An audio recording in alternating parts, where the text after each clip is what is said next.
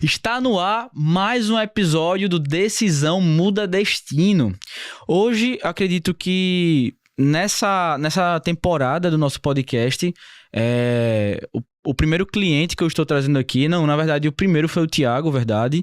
E aí a gente está dando abertura também para pessoas que não estão ali na área médica, trazer decisões que estimulem com que profissionais de todas as áreas consigam tomar decisões mais assertivas e ver que, de fato, existe um caminho muito melhor.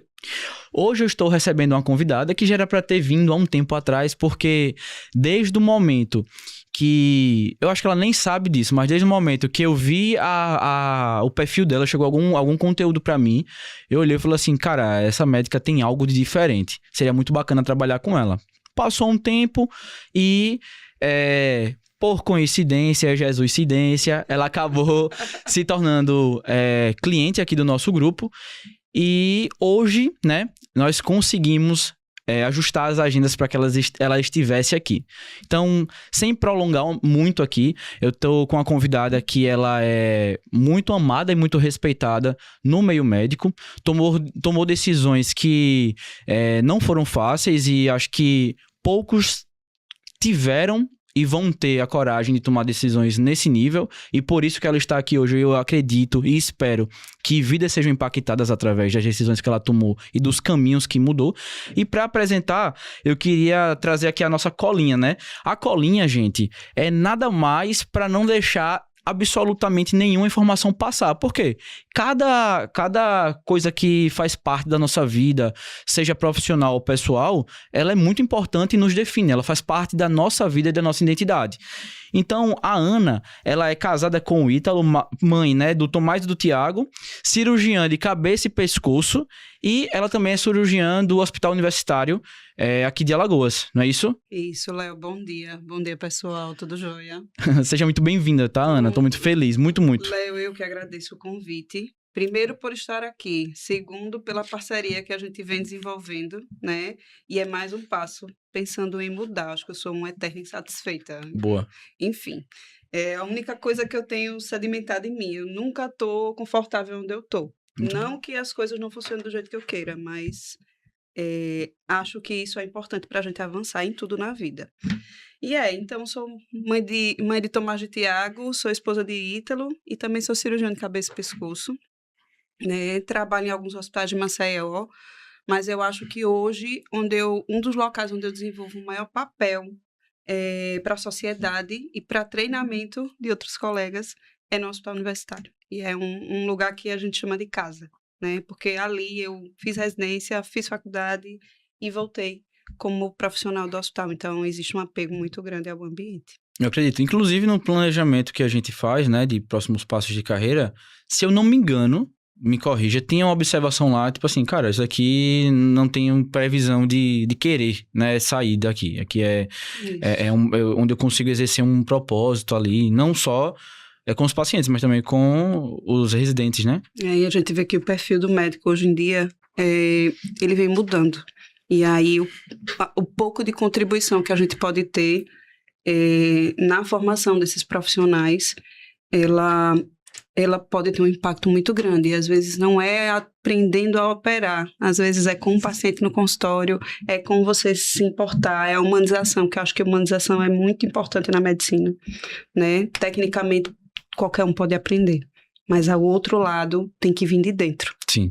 Não de fora. Então, eu acho que isso também é extremamente importante. Né? E a gente vê pessoas que chegaram num nível de treinamento X e vão para o 10X em 3 anos, e assim, é lindo, é emocionante. Eu me emociono porque eu tenho amigos muito queridos, inclusive chefes que foram meus residentes. Tá passando. A gente vai entrar um pouco nesse sentido, até inclusive uma médica que voltou para Maceió há pouco tempo, fez uma reunião comigo, e aí um tempinho depois eu vi que ela estava atendendo contigo, fazendo cirurgia, eu falei, caramba, já tá muito bem encaminhada, isso daí vai ser, em pouco tempo ela já vai ser responder todas as dúvidas que ela chegou aqui na reunião, né?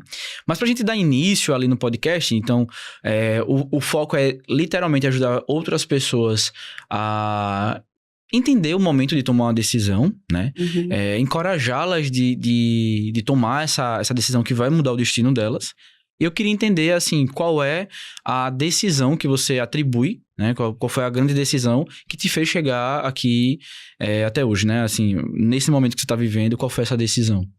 Eu acho que tiveram muitos momentos de virada na minha vida, né? Acho que em relação ao momento que a gente está vivendo aqui, Léo, foi de 3 anos, mais ou menos, atrás, né? Mas contando rapidinho sobre o início de tudo. Eu primeiro sempre quis ser cirurgiã. Tem até um post lá no meu Instagram falando que desde 3 anos de idade, acho que é quando a gente começa a querer ser gente, querer ser grande, eu já queria ser cirurgiã. Caramba! E queria ser cirurgiã pediátrica. Eu tenho um espelho dentro da minha família. Então, o meu foco de formação sempre foi pensando na medicina. Quando chegou na medicina, cirurgia.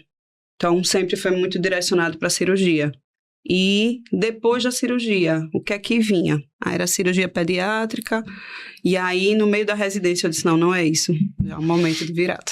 Tá. Né? Mudei especialidade. Escolhi nova especialidade. Tive pessoas na minha formação médica, do início até hoje, que tem um impacto muito grande nesse senso crítico, nessa tomada de decisão. Inclusive, às vezes, questionam as minhas decisões, mas não questionando para dizer, não faça, você está certa disso, pense mais. Quais são as consequências? Isso. E assim, normalmente, quando eu vou tomar a decisão em relação a isso, eu já tenho pensado muito.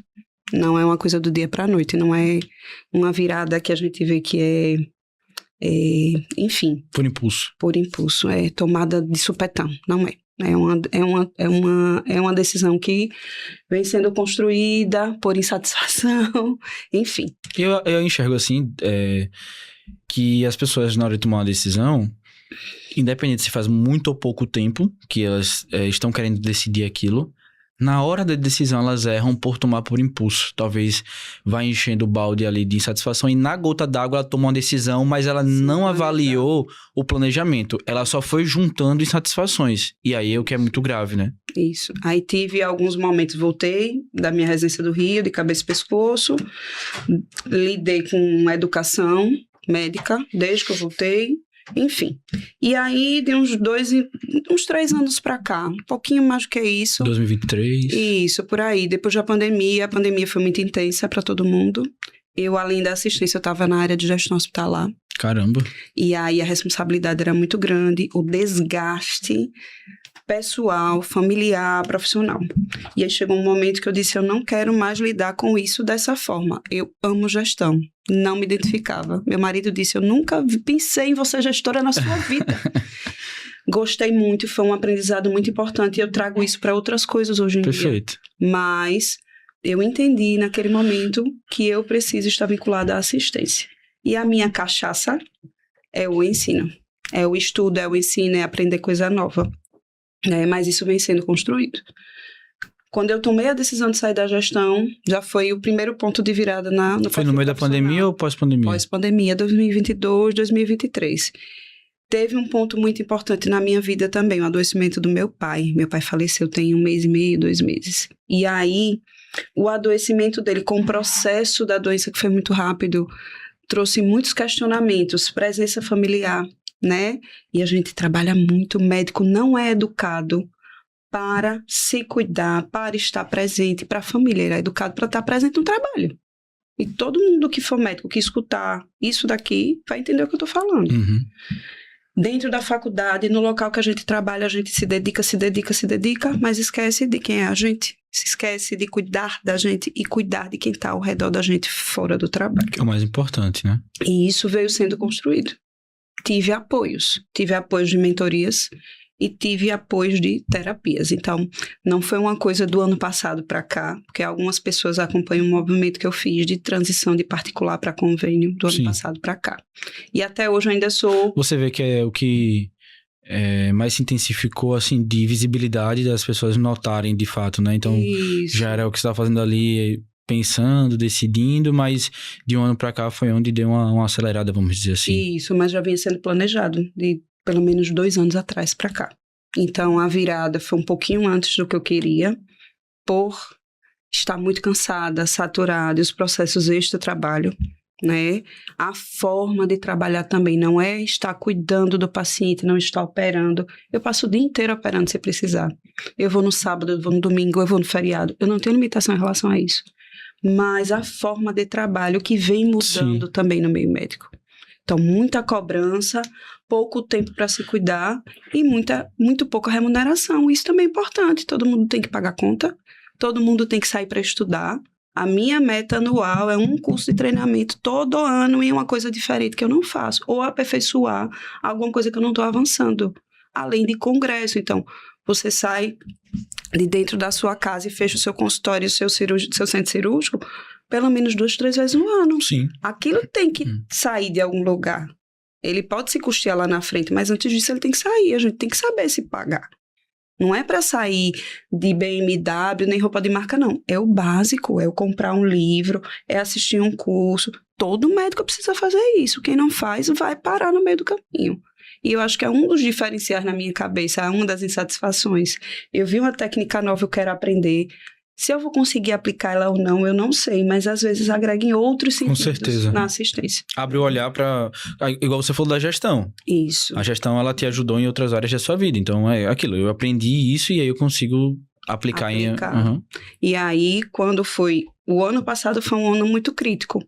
Eu passei a reduzir o movimento de convênio, migrar mais para o particular. E aí eu fui sentindo. Por isso que não foi do dia para a noite. Mas eu tava... Houve um planejamento. Houve planejamento. Mas eu antecipei em 4 a 5 meses esse planejamento.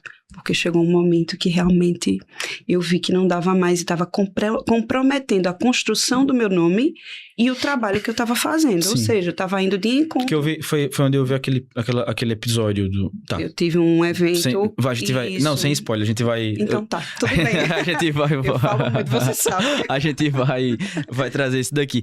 Só que assim... O que me chamou a atenção, e aí eu vou voltando, várias coisas me chamaram a atenção ao longo dessa história, né? O ponto-chave ali que você viu desse cansaço, né, está acontecendo, né, durante a pandemia ali, que foi onde você relatou que, tipo assim, cara, eu fui pra gestão, tava a linha de frente, era muita responsabilidade. Como era no dia a dia ali, de fato? Como era o teu dia a dia ali lidando com a situação? No momento da pandemia, né? Eu era chefe médica de um hospital, era o suporte do gerente médico do hospital. Quem me conhece sabe, desse momento eu passei 5 anos na gestão, foi muito tempo. Não foi pouco, pandemia foram praticamente 2. E esse chefe, ele era uma pessoa muito parceira, muito compromissada, muito responsável. Então, ele queria fazer tudo funcionar e trazer o benefício para a população, né? Então, assim, esse momento, houveram períodos de eu não conseguir nem dormir, de ter que ficar regulando o paciente 24 horas, porque não tinha suporte para quem fizesse. Tem gente que não sabe disso, poucas pessoas sabem. Então, imagina de segunda a sexta, você de domingo a domingo com o celular ligado, sem conseguir descansar. E aí veio um outro momento em 2021, eu engravidei do meu segundo filho. E aí eu fui... No meio disso tudo. No meio da doidice toda. Aí aquela história... Cabeça de buchuda, cabeça de gestante, a gente não fica bem, você se preocupa com a família, com o filho que tá na barriga, vacina, não vacina, e aí, o que é que eu faço? E aí, continuei nesse mesmo ritmo, até o dia que eu voltei da licença maternidade. Caramba. E aí, quando eu voltei da licença maternidade, eu disse, eu não quero mais isso. Mas aí eu assumi um novo cargo de gerente, porque o gerente anterior a mim pediu para sair. E foi mais um ano no mesmo ritmo. Então, acho que foram 3 anos bem intensos. Então, sem sossego, sem conseguir fazer um exame de sangue, sem conseguir ficar com um filho doente. Então, assim, quando você para ver, é muita coisa. Sim. Né? Além da pandemia, que não foi boa para ninguém. Então, aquilo ali eu acho que desgastou muito, me desgastou muito. Não para cuidar do paciente, mas para tudo, né? Para tudo. E o que é que você... vê que esse período tão intenso, ele te ensinou, né, sobre o preço, o quanto custa ali se dedicar a algo sem limite, sem colocar barreiras? Muito alto. Muito alto para tudo. Para a saúde mental, para a saúde da família, para a saúde profissional. Eu tive retorno. Não vou discutir. Financeiro e profissional do ponto de vista de crescimento. Tá. Mas... é o tipo de coisa que hoje eu não faria do mesmo jeito. Me dedicaria, mas assim, como hoje eu venho fazendo. Eu preciso ter um momento de descanso, né? Eu preciso ter um momento para fazer outras coisas. Hoje eu não faria mais do mesmo jeito. O preço é muito alto e eu acho que é um preço que os médicos... Eu tô falando de medicina porque é o que eu vivo, mas a gente entende que tem outras profissões que também são iguais, Léo. É o preço que a gente termina pagando por não pensar no resto. E a gente não é educado para pensar diferente. Não é. Sim. Então, 24 horas por dia de plantão. Eu fazia, quando eu cheguei da residência, 60 horas de plantão. Caramba. É assim. E tem muita gente que vai escutar e vai dizer, eu faço isso. Faz porque precisa, faz porque... Gosta também. Gosta, faz porque é uma fase inicial, às vezes, que acho que vai... E acredita que, assim, cara, vai ser só no início. E, às vezes, a gente não consegue reduzir. Tem que ter muito pé no chão, ser muito centrado para dizer, essa decisão, eu vou sair disso agora. Sim. Não é fácil. Tem que colocar uma data, né? Tem que colocar. Não é nem data, é atitude. Atitude. Porque a data passa. Passa porque eu cansei de fazer. Sim. Você colocava a data e mais um pouquinho. Não, eu vou ficar mais 6 meses. Enfim, é isso. Então você enxerga que o sinal que você ignorou, o limite, foi o limite ali de não ter colocado um limite. Então, hoje, se fosse para aceitar qualquer tipo de coisa, você aceitaria com um certo limite ali? Pensaria muito antes. Iria o impacto. Se eu passar em um concurso, sei lá, vamos lá, faço um concurso e passar. Qual vai ser o impacto disso na minha rotina, na minha atividade que eu já desempenho hoje? Eu vou ter que sacrificar o quê para estar ali? Eu recebi uma proposta semana passada de uma colega para retornar a uma atividade. Liguei para ela, eu disse, você está precisando de mim? Se for por você, eu ainda vou pensar, mas se for por outro sentido, eu não vou. Ela disse, não é por mim. Eu disse, então eu não vou. Então, assim, a gente também precisa botar sempre na balança. O que é que eu tenho que sacrificar? Eu vou deixar de operar? Eu vou deixar de estar em casa? Para eu fazer atividade física hoje, eu preciso ir de manhã muito cedo. Você também. Uhum. Então, eu teria que sacrificar isso também. Então, não sei. Sim. Né? Então, realmente, tem que botar na balança. Antigamente, eu não pensava 2 vezes. Vamos. Sim. Vamos. Vou. Conta comigo. Top. Vamos lá. Não sabia dizer não. Não sabia dizer não. Aconteceu comigo, acho que há uns 15 dias atrás. Ela me mandou um vídeo da Sofia. E ela tava no escritório, era 6h30. Não, era 6h30 não, era 7h30. Aí ela disse, pra tua filha, mandou um vídeo. Aí tava aquela resenha, né? Em casa. Aí eu, caramba, vou pra casa. Mas eu tenho esse daqui pra finalizar. Aí eu fiz as contas, eu acho que eu terminei às 9 da noite. Ela já tá dormindo, que a Sofia dormiu 8 horas, 8h20, com muito abuso, né? Falei, meu irmão, vai ter uma coisa de errada. Porque não é hoje. Faz algum tempo que eu tô chegando em casa 8, 9 horas. E pra onde é que eu tô indo fazendo isso? Isso. O que é que isso tá me trazendo realmente de retorno? O que é que eu tô pegando de demanda que não é minha? O que é que eu tô dizendo sim pra o que eu deveria dizer não? Beleza. Eu tenho esse problema pra resolver e por isso que eu tô tal. Tá. Falei, eu não sou burro. Não sou burro. Claro que não. Tenho plena convicção que eu não sou burro. Então eu não tô conseguindo enxergar onde é que tá o problema. Onde é que tá o problema. Eu vou chegar hoje, a Sofia já vai estar dormindo. Eu vou chegar hoje, pode de cansado, eu também não vou conseguir dar atenção a Lau. Com 3 minutos eu durmo. Eu chego em casa, tomo banho, 3 minutos eu apago, pô. Se beleza, eu vou ficar aqui no escritório até eu achar o que é. Fiz um café, fiquei até 3 horas da manhã no escritório. Se tiver pra chegar tarde, eu vou chegar tarde, mas vou resolver. Montei um plano de ação. Muito bom.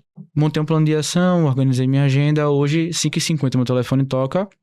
Falta 10 minutos pra você finalizar o seu dia de trabalho. 6 horas, eu tô saindo do escritório. Isso. Ficou a pendente a demanda, velho. Tem essa, tem aquela, tem outra. Sempre se eu for parar o que eu... Exatamente. Na gestão, foi isso que eu não consegui entender. Sempre vai ter, porque o resto não para. Isso, exato, pô. Então, imagina que são 32 clientes de um lado, são 17 pessoas do time do outro, e eu intermediando os dois lados, com processos, com ferramentas, mas sou eu que intermedio. Cara, é um poço sem fundo. Quando você finaliza, tem mais 2. Então... Sempre vai ter. Entre 2, 3 ou 4, que foi essa que eu não terminei agora, beleza. Isso. Beleza, mas eu vou chegar em casa cedo, vou ter ali 1h30 com a Sofia, já que eu não passo o dia com ela.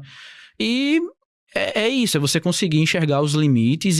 Só que é muito difícil quando você tá vivendo no automático, você acha que é normal. E aí eu gosto muito de assistir podcast, eu vejo podcast de empresários que, você tem que trabalhar não sei quantas horas pra construir algo grande, não sei o quê, não sei o quê, não sei o quê. Só que aí, quando a gente vai pra palavra, fala que se a gente confiar nos planos do Senhor, a gente não faz nada pela força do braço. E até um amigo falou isso, ele falou assim, Léo, essas dificuldades que você tá sentindo, de fato, a gestão, ela exige. Mas, bicho, quando Deus bota a mão, vai com o processo errado, com finança incompleta, com incapacidade.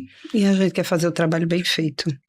Mas assim, existe aquele momento, Léo, da urgência. E isso eu consigo ver claramente. Uhum. Você vai precisar hoje ficar até tarde, porque deu Sim, um BO hoje, gente, a gente vai precisar atrasar. Mas não dá para ser o dia a dia. A sessão virar uma regra. Não dá. E é não isso que hoje em dia eu consigo entender. Terça eu cheguei em casa, 8 horas da noite, como eu já falei antes da gente começar. Meu filho estava doente, com 7 dias de antibiótico, com febre. Eu tinha um monte de coisa para fazer.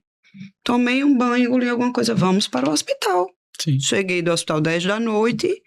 Passei a noite em claro, no outro dia de manhã, tinha 2 pacientes para operar. Tinha alguma urgência? De manhã, não. De tarde, tinha. Então, o que é que eu vou fazer? Vou para um médico com o meu filho. Isso eu não fazia antes. Meu marido ia, ele até disse, eu vou. Não, quem vai sou eu. Porque quem vai resolver? Sou eu, quem vai entender o desdobramento sou eu, sou médica. Ele é pai, também estava presente. Sim. Então, assim... Eu não fazia, Léo, isso antes. Eu iria operar, perreada, preocupada, mas eu ia. Aí eu digo, tem a urgência e tem um momento que você consegue postergar, enfim, que vai poder esperar. Tem. Então a gente tem que entender que nem tudo é urgência. Eu vivia no automático e na urgência. E aí me ajudou muito terapia. Eu faço terapia, fazia terapia quando eu comecei 2 vezes por semana. Eu disse, meu Deus, como é que eu vou fazer 2 vezes por semana? Online. E hoje eu faço uma. E é uma pessoa, na hora de eu tomar a decisão de vir pra cá, ela foi a primeira pessoa que disse, vá. De fazer, entrar no processo com você. Vá, expliquei tudo a ela. Vá. Ela é uma das pessoas que mais são minhas, dizendo assim, fãs. É muito engraçado. Que torcem por mim, que me estimulam. Mas porque elas veem a limitação que a gente impõe na gente. Isso, exato. Isso. Só a gente pode colocar limite em nós mesmos, né? Ninguém nos limita. É coisa da nossa mente. Isso daí é isso mesmo. E aí, durante a tua fala, você falou na questão do teu pai, né? Que adoeceu, inclusive, naquele momento. Fui pego de surpresa, porque eu tinha convidado pra vir pro podcast. Falou, Léo, não vai dar e tal. Eu, caramba, que barra e tal. 3 anos naquele processo. 3 anos. E assim, todo mundo cresce. Mas assim, foi um divisor de água pra mim, pra minha mãe, pro meu marido, pra minha família. Para os meus irmãos também, mas eles não viviam dia a dia. Meu pai e minha mãe passaram a morar comigo quando ele adoeceu. Porque não tinha como deixar só o Léo. Sim. E foi um processo muito intenso, 24 horas por dia vivendo aquilo. Era um UTI dentro de casa. E aí, aquele momento do podcast, podia ter caído em pior semana. E aí, enfim, mas essas coisas acontecem. Assim, a religiosidade, Deus para mim hoje entendeu? Sempre foi, mas às vezes a gente não consegue entender a posição dele na vida da gente. Sim. E aí me ajudou bastante também. Mas assim, é uma coisa que eu não quero repetir. Meu pai teve uma história de vida muito bonita em relação ao trabalho, mas o resto eu não quero repetir. Sim. E aí é uma coisa assim que é muito gritante pra mim hoje, sabe? E não vou viver só pro trabalho. O que é que você atribui que a história do teu pai, o processo que você passou com ele, e o que você aprendeu, né? Se você absorveu, qual seria, assim, o maior aprendizado que nenhum conselho conseguiria, um conselho de ninguém conseguiria fazer com que você absorvesse tanto? Rapaz, é valorizar a vida da gente. Valorizar a vida da gente. Em todos os sentidos, se você puder pensar. Enfim, foi muita coisa, mas eu acho que valorizar a vida, o dom que a gente recebe, porque o que eu tenho é um dom, não tenho dúvida nenhuma. E assim, Deus encaminha a gente para os caminhos, encaminha a gente para aquela rota que a gente nunca vai conseguir fazer planejamento diferente do que ele faz. Sim. Mais perfeito do que ele faz, né? E aí a gente tem que saber ouvir, saber entender. Então, eu tenho um dom em relação à minha profissão, eu acho, uma missão muito importante, pensando em outras coisas. E em relação à minha família, eu sou mãe, eu tenho que estar lá para acalentar meu filho, para cuidar quando está doente, para brigar, porque eu brigo muito. Porque eu quero que ele seja o melhor possível no que ele vai fazer. Sim. É muito mais o Tomás que é mais velho. O Tiago ainda é menor, mas assim, a gente já vai moldando. Você tem a Sofia, acho que é quase a mesma idade. A personalidade desse povo é muito forte. Rapaz, é impressionante. Pô. Ela aqui, branco. Não, amor, é preta. Branco. Amor, é preta. Branco é essa. Branco. Isso. Rapaz, que você seja assim, né? E aí, até pra isso, a gente tem que estar presente. Se eu não estiver presente, como é que vai ser? Sim. Em relação a tudo. E autocuidado. Nossa, autocuidado. Quanto tempo tinha que eu não fazia uma mamografia? Vamos lá falar da mamografia. 3 anos. Então, isso tem que mudar também. Isso não tá certo, tá errado. Tá errado. Eu preciso estar no médico todo dia? Não. Mas eu tenho que me cuidar. Ser o exemplo. Exatamente. Pra mim, né? Sim. Pros meninos, pro meu marido. Mas, então assim, valorizar a vida da gente. Deus coloca coisas na vida da gente que às vezes a gente não se atina. Por que tu acha que é tão difícil assim a gente saber o que tem que fazer, mas esperar acontecer o pior, um cenário mais difícil para poder ter esse... Eu acho que todo mundo, né? Essa vida moderna. É muita celeridade. Tu abre o celular e aqui já tem um creme novo pro cabelo. Eu quero usar, eu vou lá comprar, vou usar. Mudou o look novo, a maquiagem. Quem é que dá conta de tudo isso? Mas todo mundo quer dar conta. O trabalho, a família, o filho, a escola. Gente, a gente é muito sobrecarregado, todo mundo. Então, assim, qual é a sua prioridade daquele dia? Aí tem gente que não dá. Aí, ó... Não se organiza, vive no automático. Isso, e não para pra pensar. E às vezes, eu vou falar uma fala da minha psicóloga, que ela vai amar. A gente não olha pra dentro, que você tá cansado, que você tá doente, que você tá muito mal, mas você continua ali. Eu posso parar um dia pra pensar em mim. Ups. Aí, às vezes, tu avança em um mês, mais do que em 6 meses se você não parou. Verdade. Isso é importante também. Mas isso é na paulada que a gente aprende. Verdade. Levando pancada. Que foi basicamente a questão de quando eu terminei limites, né? Agora nesses últimos 15 dias, porque quando eu entendi isso que esse colega me aconselhou, eu percebi assim, cara, eu tô tendo dificuldades pra gerir tudo que tá acontecendo. É crescimento, é o que... assim, é crescer, é entregar, é pessoas, é clientes. Então, enfim, acaba sendo ali muitas demandas, né? E aí, quando ele falou isso, cara, se apoia, se confia, enfim, quando é pra dar certo, eu falei, de certa forma eu tô negligenciando, por exemplo, o meu devocional. Por quê? Há 15 dias atrás, a minha média de sono era 4h10, 4 horas. Quando eu acordava pra fazer exercício, que eu falei que eu não ia parar de fazer exercício por conta do trabalho, que eu tinha parado, né? Só que eu amo correr. Eu falei assim, não vou, eu vou independente. Se é pra dormir 4 horas, eu vou dormir 4 horas. Só que como é que eu vou fazer devocional caindo de sono? Como é que você vai pensar no outro dia pra cair de sono, Léo? Exato. E aí eu falei, cara, eu tô perdendo um tempo de intimidade, onde eu tenho N respostas, N discernimentos. Enfim, é um momento que eu consigo trazer clareza para o restante do dia, da semana, da vida. Porque às vezes em algumas orações tem algumas respostas que literalmente lhe dão um putz. E eu tô sacrificando para resolver um problema que eu não tô achando solução e que eu também, onde eu deveria estar buscando, teoricamente, não estou. E aí é isso, tipo assim, automático, na força do braço, do jeito que vem, sem planejamento. Eu falei, cara, tá errado. Tá errado. Primeiro eu tenho que ir... tem uma frase, eu acho que quem posta é uma amiga minha que fala assim, primeiro as primeiras coisas. Beleza. Isso, perfeito. E se a gente começar...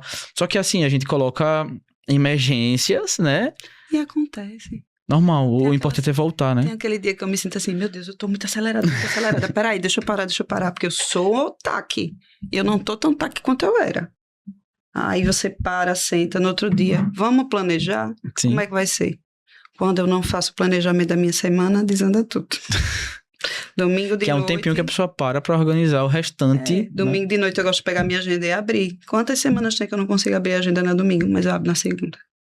Como é que vai ser a semana? Às vezes só ter aquela Uhum, picture, aquela imagem, pronto, acabou. Você organiza tudo. perfeito. Você organiza tudo. E essa transição, né, que você decidiu, vou colocar uma data, vou sair ali daqui a um ano, sai em janeiro e tal, você falou que antecipou 4 meses, né? Foi por conta de que as coisas se aceleraram, foi por conta enfim, o que foi que aconteceu pra...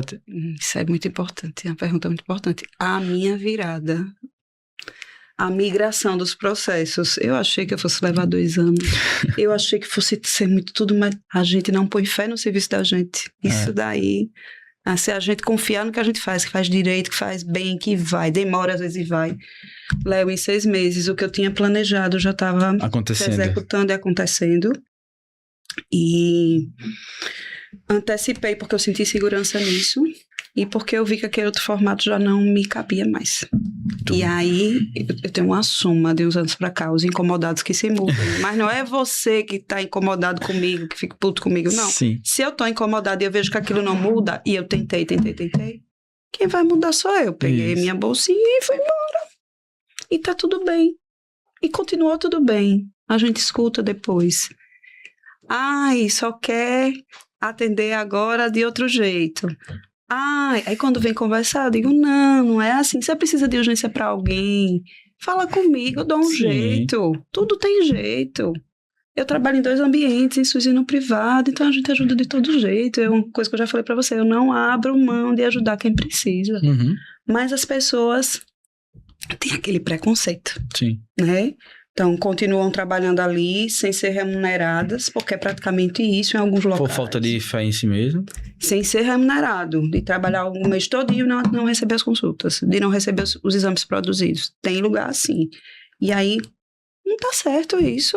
Você se capacitou, você estudou. Então, é por isso que eu digo, aquele ambiente já não me cabia mais. E eu queria expandir o formato de atender, a assistência. O que é que eu posso oferecer ali dentro daquele momento da consulta? Sim. Eu posso fazer um exame que agregue. E aquilo ali eu tentei durante 8 meses e então... Não evoluiu. Aí a incomodada se mudou e saiu de lugar de vez. Aí foi isso, por isso que foi antes. Perfeito. Uma coisa que eu vejo que todo medo que eu trava, e é sempre no mesmo ponto, é como é que eu consigo sair de onde eu estou, como é que eu consigo sair da minha insatisfação, como é que eu consigo sair de onde eu estou acostumado, mesmo sendo ruim, e continuar ganhando a mesma coisa. Né? Que eu acho que, assim, é um pensamento muito limitado. Primeiro, porque quando você pensa isso, você acredita que você não vai conseguir fazer. E segundo, para ganhar a mesma coisa, se você não tá se sentindo valorizado, você só vai mudar de lugar, mas vai continuar sem ser valorizado, né? E aí, eu queria entender o que é que você descobriu, né? Quando você conseguiu fazer essa travessia, vamos dizer assim. Continuo trabalhando muito. Aqui, ó, operei ontem, cheguei, já estava perguntando da paciente, estudando para a aula que eu vou dar hoje à noite. Mas houve mudança profissional, respeito, retorno profissional. Houve mudança no ambiente em que eu atendo o paciente, que aí é consequência da terceira coisa, financeira. Então, se eu ganhava X, eu passei a ganhar 10X. Trabalhando um pouquinho menos, organizando melhor a minha semana e conseguindo, por exemplo, estar aqui hoje. Eu fechei a minha metade do consultório porque eu podia fechar. Reorganizei os pacientes, ninguém vai deixar de ser atendido. Sair daqui, eu vou terminar de atender quem precisa. E aí, o aumento do ganho financeiro, o que é que ele traz? Você vai melhorar os processos, você vai melhorar um ultrassom no consultório. Isso, para mim, é inadmissível hoje não ter. Meu Deus, quando eu ficar velhinha, eu vou precisar carregar um ultrassom dentro do bolso. Mas faz parte do exame físico da minha especialidade. Aí você fica preso. Fazer uma biópsia naquele momento que o paciente chega. Poxa, por que eu não vou tentar resolver naquele momento? Eu posso ofertar, ele pode até não querer. Mas se eu puder, né? Olha a diferença, o diagnóstico imediato. Sim. E aí você começa a depender disso, a fazer um círculo de pessoas que estão ao seu redor. Não só as pessoas que trabalham com você direto. A moça da recepção, a moça que lhe ajuda no curativo, sua secretária, trazer uma enfermeira de curativo pós-operatório, ter pessoas bem capacitadas junto a você, porque eu acho que sozinho ninguém constrói nada, é time, é equipe. Sim. Aí a gente vai pro resto. No mesmo andar que eu atendo, eu tenho um laboratório de patologia de excelência. Vou lá toda semana. Oi, galega, ela já sabe até quem é. Oi, Ana. Olha, tem um caso assim, tu consegue olhar? Tu revisa essa lâmina. Olha, vou fazer uma biópsia agora. Tu tá aí, tu consegue olhar se tem margem, o que é que saiu. Olha isso. Eu conseguia fazer no outro ambiente. 3 meses pro paciente fazer um exame. Então, olha o impacto para a gestão e assistência do cuidado, né? Então, a gente precisa ver que não é só o agora, o que vem lá na frente. Agora, se não começar, se não der o primeiro passo, mesmo que seja um passinho pequenininho, nunca vai andar, Léo. Vai ficar naquele lugar até o dia que morrer. E por que você acredita que isso é tão comum? Fica... Comodismo, medo. Falta de confiança no que você faz. Demais. E assim, depois que a gente começa a mudar, a gente começa a querer mudar a vida dos outros, dos que estão ao redor. Conversa. O que eu aprendo, eu não gosto de guardar só pra mim, eu gosto de dividir essa história do time. Eu acho que quando a gente cresce com mais gente, a gente cresce muito mais. Sim. E sozinha eu não consigo fazer um procedimento pensando como cirurgião. É o time. Então, isso tá direcionado pro resto todo. Hoje eu trabalho, eu tenho algumas colegas que são apoio. A gente já não trabalha tão junto no dia a dia. Tem pessoas, especialistas novos que estão voltando para Maceió. E eu não quero ser chefe, eu quero ser parte do time. Então, vamos trabalhar junta? Bora. Tem uma galega que chegou aí. Bora, galega. Bora. Olha, tem uma treta para resolver. Bora. Olha, é SUS. Eu vou. E é assim. É uma mão lavando a outra. No dia que tá bom, tá bom. No dia que tá ruim, tá ruim. E é isso. E a gente tem fé nos outros. Às vezes as pessoas não dão o retorno que a gente espera. Sim. Isso não é tão comum na minha vida, mas tem algumas pessoas que você bota fé, estimula e vai. É normal. Aquilo não é seu. Você fez a sua parte. É dela. Isso. Mas isso também a gente sofre no processo para poder entender. Quem tiver interesse de estar junto, vai estar junto. Quem não tiver, perdeu o interesse. Enfim. E eu acho que assim, tem que crescer junto. É eu segurando a sua mão, vamos junto. Pronto. Tem dinheiro para pagar a conta no final do mês? Não tem dinheiro? Vamos catar aqui. Vai dar certo. Pronto. No outro mês melhora. E é isso. Também tem que entender esse processo. Sim. É alto e baixo, né? Mais constante. Mais constante. Você vê que, na sua visão, né? A formação médica, ela poderia dar algum auxílio para o médico nessa questão de talvez alguma atualizada, uma nova matéria que traga ele para o mercado atual, nessa nova era da medicina? Eu acho, Léo. Eu acho que o médico não sabe fazer gestão de fato. Isso é uma coisa que eu acho que precisaria ser ensinado. Faturamento. Como é que eu lido com convênio, como é que eu lido com particular. Isso é uma coisa que... E eu acho que não deveria ser uma matéria, não. Eu acho que deveria mudar o formato na assistência, a partir do ciclo clínico, como é que a gente encara. Então, hoje o estudante de medicina, ele circula em ambiente SUS. Ele não é lidado, não é treinado para sentar aí. Olha, qual é o faturamento que esse posto de saúde ele vai ter no final do mês? Quanto vale cada consulta? Qual é o retorno desse pro posto? Vem pro doutor? Não vem pro doutor? Isso daí a gente só aprende depois que sai. E a gente aprende muito tarde. Então, quem já está dentro do meio médico, tem pai médico, mãe médico, é diferente. Sim. Mas a gente que não tem ninguém que oriente, então isso deveria ser parte da faculdade, com certeza. Matemática financeira, não. É gestão de processo, gestão financeira na área médica. Eu não sei qual seria especificamente o que a gente pensaria em ensinar. Mas, enfim, eu acho que precisa sim. Não deve ser muito grande. É porque, assim, quando termina a faculdade, o médico ele acredita que ele tem 2 caminhos, né? Se ele quer dinheiro rápido, ele vai para o plantão, né? Trabalhar e ganhar dinheiro. Se ele quer construir um nome, ele vai para o convênio. Porque eu vou atender muito paciente me conhecendo e eu atendendo por muito tempo, eu vou fazer um grande nome. E que na grande realidade, ao meu ver, hoje não é nenhum nem outro, né? Você não precisa nem de um nem de outro para poder ter esses resultados, né? E aí, quem seguir um desses caminhos, ele acredita que o particular vai salvar a carreira dele, porque ele vai trabalhar menos. Ele vai estar ali numa boa, né? Tipo assim, agora eu tô tendo particular, é mil maravilhas. Quando na realidade não é, né? Eu acredito que são trabalhos na mesma proporção. Dá muito trabalho. Exatamente. Só que é um trabalho diferente e você sente que aquele trabalho tá lhe dando um retorno. O que é que eu quero dizer com isso? Você falou que uma vez no ano colocou de meta para estudar. Ok. Isso. O teu paciente do particular, ele te escolhe a partir do momento que ele valoriza isso. Porém, você precisa mostrar ele no seu posicionamento. Isso.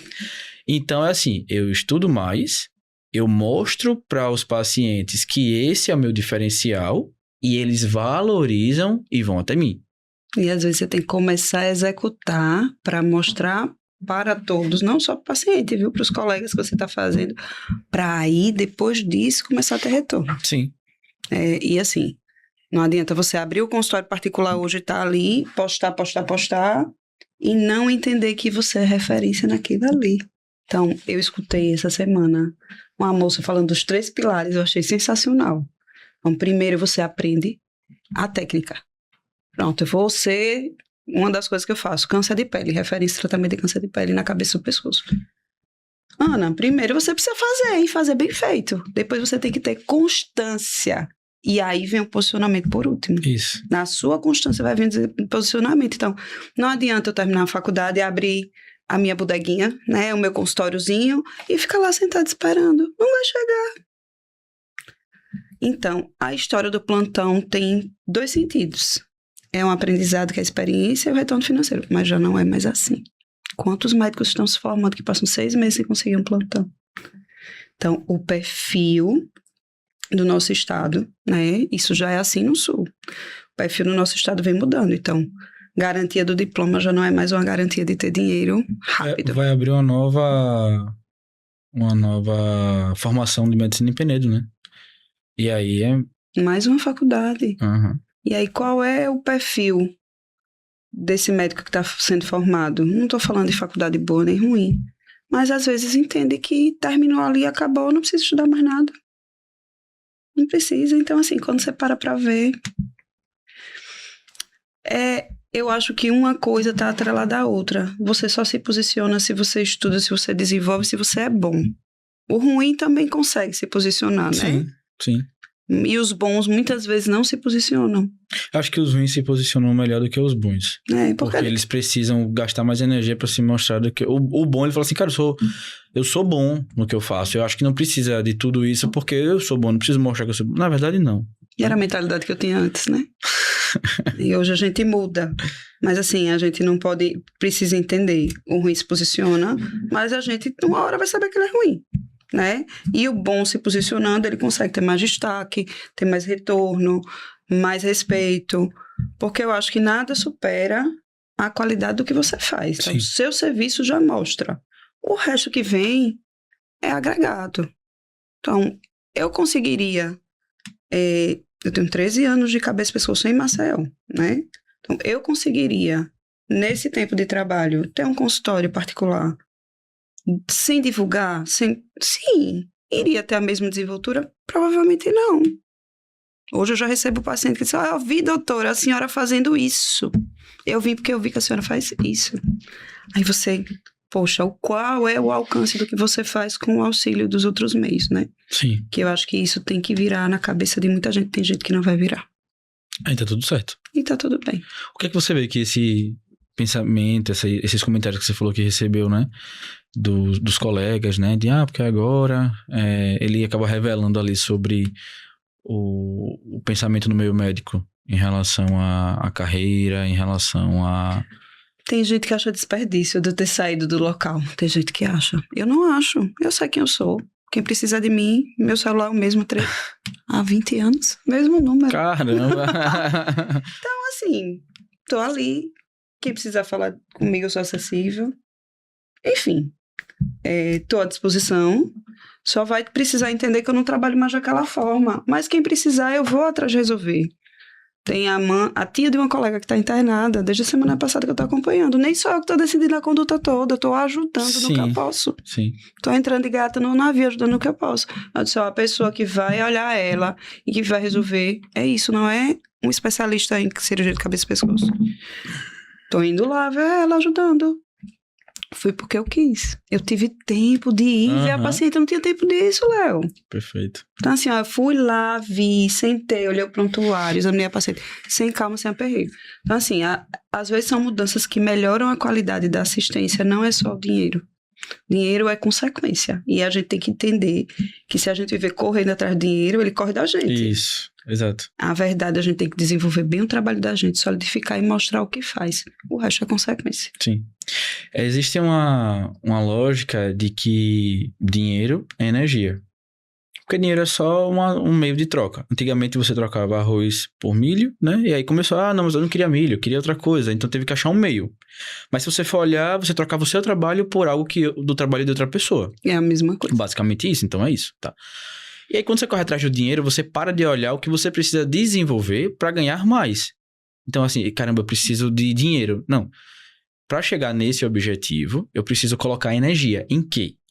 É na gestão? É no estudo?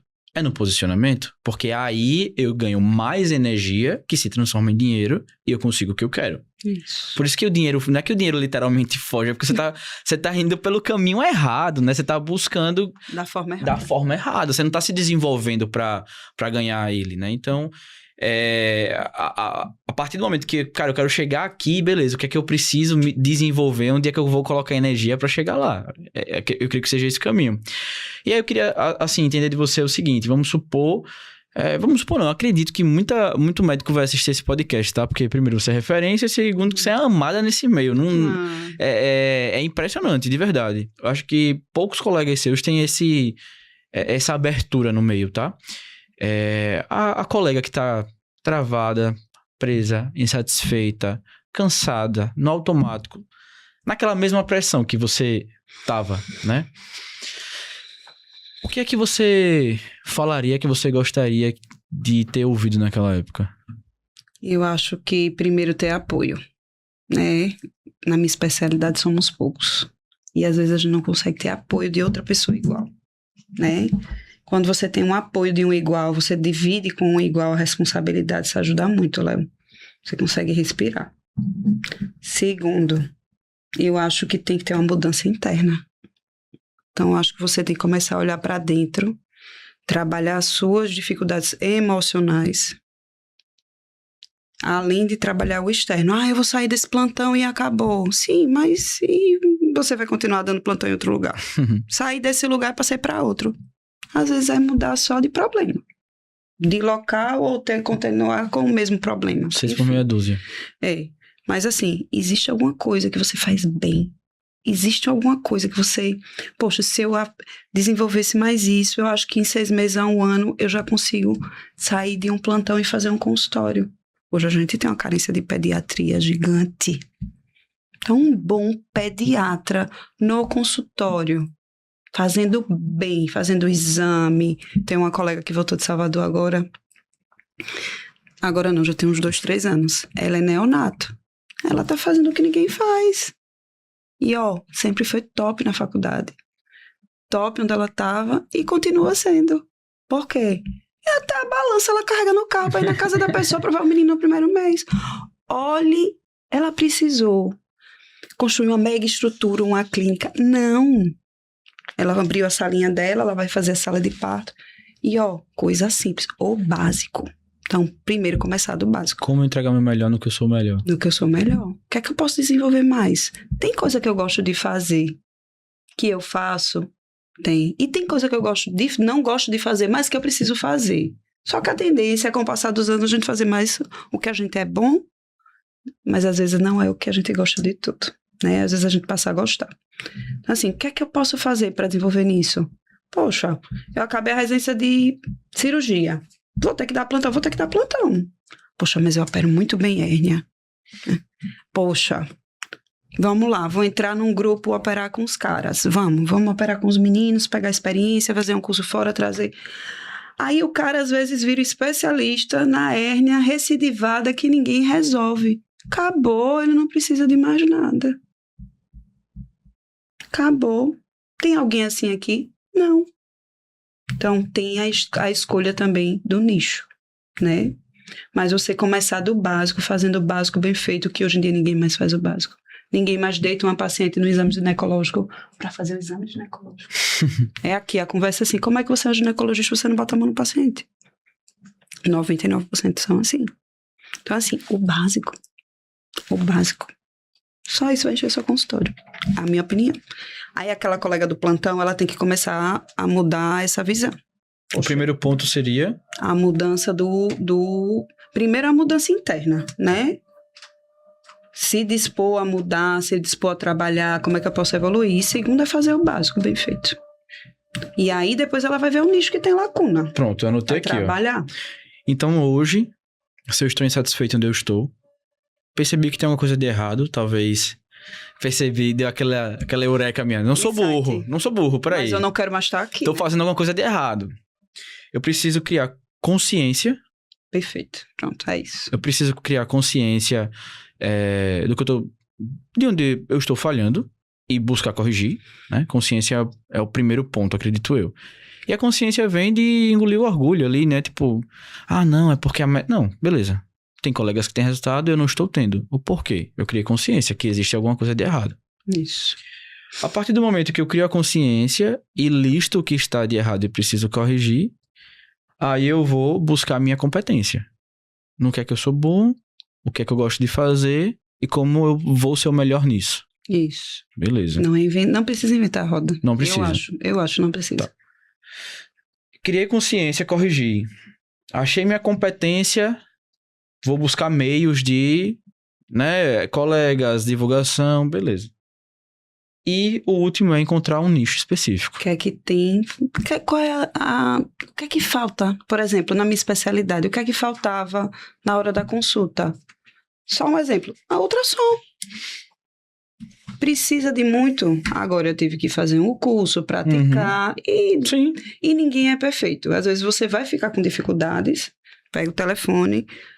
Fulano, vou mandar um paciente para você ver. Eu acho que é isso. Você consegue me ajudar? Humildade também, né? Que aqui você vai... na consciência.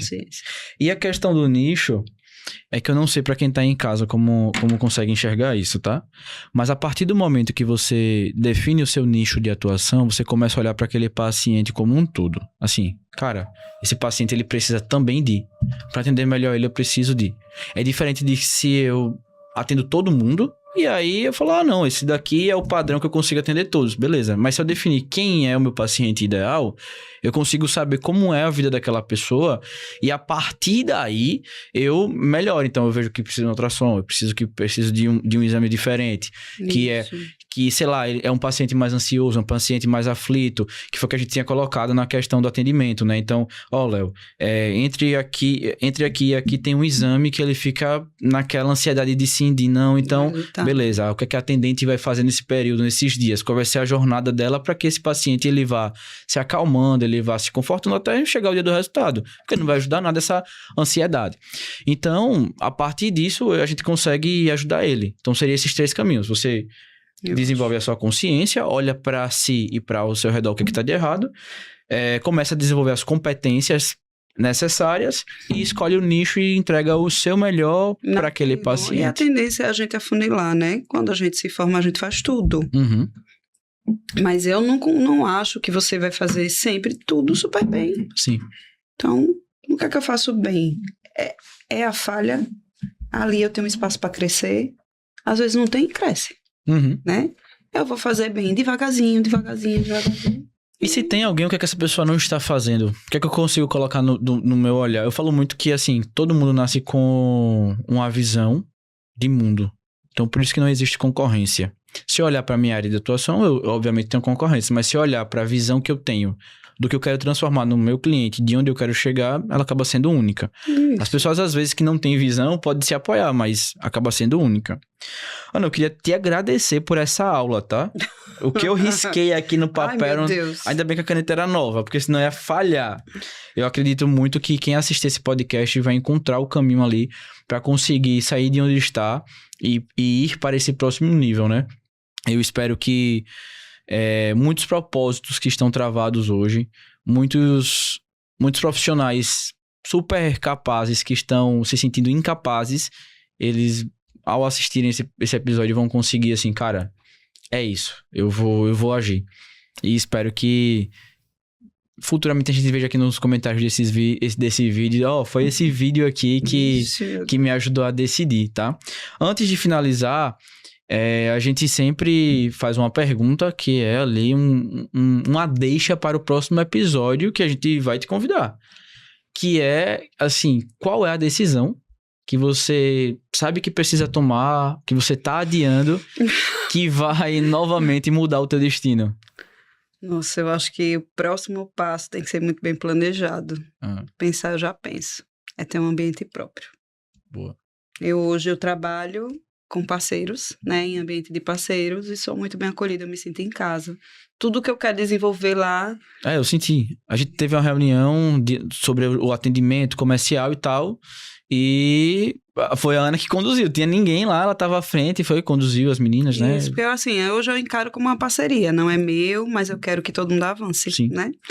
E contratei o serviço pensando no avanço de todo mundo junto, Verdade. Né? E depois a Rafa veio junto, né? E aí... eu acho que o próximo passo seria esse. Perfeito. Em relação à assistência. O que é que vai vir daí? O que é que eu vou precisar para fazer Sim. isso? Aí fica pro próximo episódio. Exatamente. Que ainda não aconteceu. Aí a gente traz, no próximo episódio, a gente vai documentar aí essa jornada, então. Tudo certo. Muito obrigado, viu, por ter disponibilizado o seu tempo, fechado a agenda, né, para estar aqui hoje, transbordando de fato. E isso daí é muito bom, porque a gente consegue ver que... todas as decisões, todas as dificuldades, as dúvidas, toda a colheita que nós temos vai também ajudar outras pessoas e gerar novas colheitas, novos desafios e novas mudanças de destino, né? E então, assim, muito obrigado, tá? Parabéns pela profissional que você é, pelo coração que você tem. E eu tenho certeza absoluta que tudo que você colocar no seu coração você vai conseguir realizar, porque você é uma pessoa que tem uma visão e determinação incrível. Viu? Gostaria de ter mais tempo para poder executar. Vamos em busca disso, tá? Mas eu que agradeço, Léo. Agradeço pelo momento, porque a gente fala, às vezes faz a gente refletir. Vou passar o resto do dia pensando nisso. E também para a gente poder compartilhar, né? Eu não tive um colega que me puxou a mão e disse, vamos. Você conversa com uns colegas que já fizeram a mudança. Não vai mudar nada em relação... Vou falar de dinheiro mesmo, ao seu financeiro. É 6 por meia dúzia. Mas você vai ter mais tempo. Sua hora aumentou. Minha hora aumentou. Eu não tô tendo tanto mais tempo. Graças a Deus. Mas eu acho que é fruto do que eu desenvolvo e da forma que eu desenvolvo e o perfil do paciente que eu recebo, Sim. Né? Mas assim, eu acho que no fim das contas, Léo, tem que vir antes para fazer a migração, coragem. Né? Coragem de estar aqui. Coragem de estudar. Né? A gente tem que ter coragem, tem que ter peito, tem que entender que se não partir da gente, as coisas elas não andam. Verdade. Enfim, mas eu que agradeço o momento. Meu foi um presente. Um presente. Muito obrigado, tá? Não tenho dúvidas que esse episódio vai edificar muitas pessoas que assistirem. Você que acompanhou até agora, conseguiu desenhar ali um mapa de tomar suas decisões, de tomar ali essa coragem que estava faltando, de planejar o que estava na sua mente e você antes não estava conseguindo. Cara, se inscreve no canal. Toda semana nós trazemos aqui pessoas de referência que tomaram decisões que mudaram seu destino com o objetivo de ajudar você também que está aqui nos assistindo, tá? Curte aqui esse vídeo, manda para alguém que precisa desse caminho para tomar algum tipo de decisão. Se você lembrou de alguém, encaminha esse vídeo e eu te espero aqui na próxima próxima semana. Fica com Deus e tchau, tchau.